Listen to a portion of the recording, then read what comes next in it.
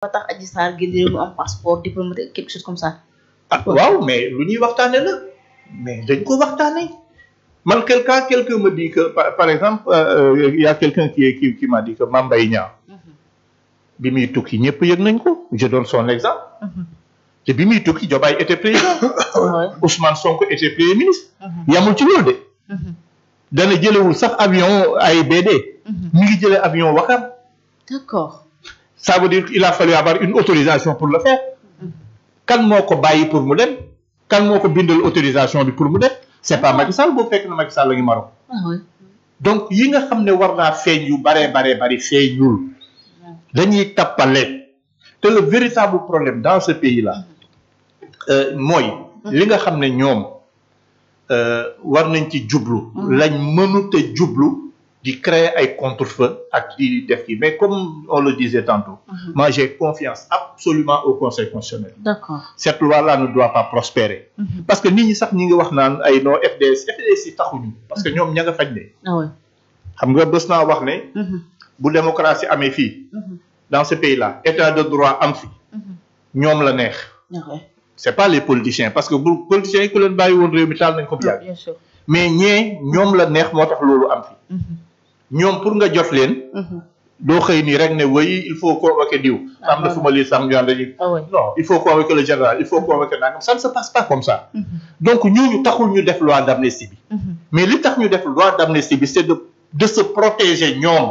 et de protéger peut-être leur tête de file c'est ça la vérité comme c'est kon mën noo jàpp c'est une amnistie sélective mais plus que sélective mais boo leen déggee seen wax yi démb nga xam ne ñoom déjà ils n'ont pas préparé leur député gis nga député da nga koy préparer wala boo amee ay militants da ngay wax ak ñoom ci yu mel nii d'accord parce que c'est pratiquement des gens qui n'ont absolument rien compris boo ñëwee depuis bi ñu jëlee parole démb bi affaire bi commencé ba bi muy jeex man finalement dama ne dans nos pays là jaratu ko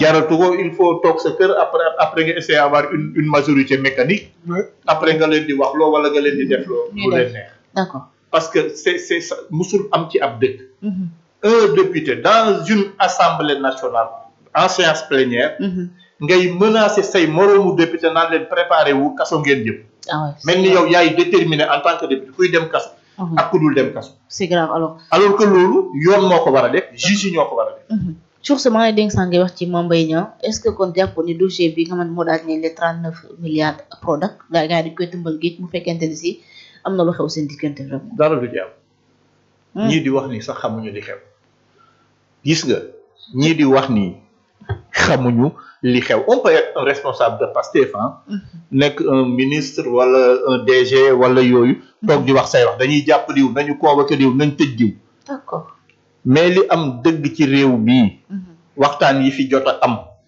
déggoo yi fi jot a am guichet yi fi jot a am tax na ni ñun ak ñi nga xam ne ñoo nekk Pastef li wax nañu def nangam dañoo xamul li xew mais ñi ñànk Pastef seen ñaari patron yi ak ni ñu def ba génn ci kaso bi ba jël réew mi ak ki nekkoon ci réew mi xam nañ li xew maa dugaay dañoo jël réew mi doog ko jël lu ci bari dañuy wax rek mais du am dinañ ko waxaat fii d'accord merci beaucoup président alors Seyni moom décolonisation noo ko jàppee yow Seyni ni ma ko jàppee man li ma jàpp d'abord man mii Seyni Tall de man su ma demoon ba war a tuddee benn koñ wala benn gox wala benn yoon ab tur day fekk au moins ma jot faa def dara sama conception des choses d'accord day fekk au moins taal naa fa benn lampe wala def naa fa benn affaire bu yéem nit ñi voilà bu ñu fa rombaatee sax xam ne lii moo tax ma tuddee ko waxal Seyni ne ko ñun defal nañu statut la vraiment def nañ fi statut la te nee ko buñ ñu ko xeeb teg ngeen xeer vraiment xam nga tey peut-être c'est des rues mais il faut se rappeler que également aussi Mamadou Dia il fut quand même une figure emblématique nekk na fi koo xam ni def na ci réew mi loo am solo loo xam ne kenn du ko fàtte ba tax na le président Macky Sall en son temps bi mu tabaxee building bi le building administratif bi ñu ko tabaxaatee ba mu rafet ba mu baax vraiment ba ñu jox ko ba mu méngoo ak ki nga xam moom la ñu ko war a tuddee si la ko soog a tuddee le président Mamadou Dia le président du conseil Mamadou Dia. Donc pour man Sénégal ñun ñëpp. dañu war a célébrer cette personne là. mais dindi fi boulevard Général de Gaulle. indi tuddee ko boulevard Mamadou Dia. Moi je pense que ça ne changera absolument rien du tout dans le quotidien des Sénégalais. du fi dolli liggéey. du fi dolli xaalis. du fi tax ñu lekk ba suur. yooyu yëpp kon yooyu yëpp man lu may wax ne yii ñuy def nii yëpp c'est du populisme encore tappale la. na tabax leneen na tabax université tuddee ko Mamadou Dia wala pour man na te xool beneen yoon boo xam moom moo ko tabaxal boppam. yaa ngi gis moom mu def fa loo xam ni wax dëgg yàlla lu yéeme la ba boo egsee foofu rek mu tuddee ko Mamadou Dia man loolu laa gëm man gëmuma affaire populisme. parce que yëpp c'est du populisme encore une fois le boulevard Général de Gaulle ñu tuddee ko tey boulevard Mamadou Dia man pour man. man sax boulevard Général de Gaulle laay continuer di ko wax. waaye oui parce que gisuma lu muy changé foofu moom def fa dara. def fa dara loo xam ni wax dëgg yàlla jar na tax mu changé tur bi il n'a rien fait là-bas. mais dara nekku ci nag comme c'est ma conception. gis nga ci li mu wax ni c'est extrêmement important. c'est-à-dire du affaire bi du foofu. léegi boulevard Général de Gaulle. ñëpp a dëkk. nekk ci ay problème boo demee mbënd bi bu ñëwee sax day am mbënd. nga jëlee fu ne tuddatul Général de Gaulle. moom du jëlaa ko tudde est-ce que loolu dina tax bu mbënd bi ñëwee mbënd mi du fa am. est-ce que dina tax ñu dëkk foofu war a dem marché bu ñu demee dinañ am marché gis nga am na benn architecte li nga wax nii. ku jigéen dama ko lire sànq bi may ñëw. elle travaille dans ça. un ingénieur architecte. mu ne. lii nga wax la wax. mu ne débat bi du ay débaptisé tudde keneen. et elle donne des exemples. Ponty. xam nga Ponty avenue Ponty tuddatul Ponty. Pompidou la tudd. Pompidou. mais Ponty rek la ñuy wax. effectivement. boo jógee fii da nga naan maa ngi dem Ponty. Albert Sarraut. tuddatul Albert Sarraut mi ngi tudd Assane II. mais boo jógee fii yow tey da nga naan maa ngi dem Albert Sarraut. man Sarraut laa wote. Albert Sarraut laa demoon. mu ne mu joxe beneen exemple mu ne stade bi ñu tuddee Blaise Diagne. stade bi ñu tuddee Blaise Diagne. Blaise Diagne était un député français hein. Il était français. Il n'était pas sénégalais. Non seulement il était député français. mais moom moo doon organiser le recrutement des tirailleurs sénégalais. Non seulement organiser le recrutement des tirailleurs sénégalais. mais moo leen doon par force doon leen yóbbu.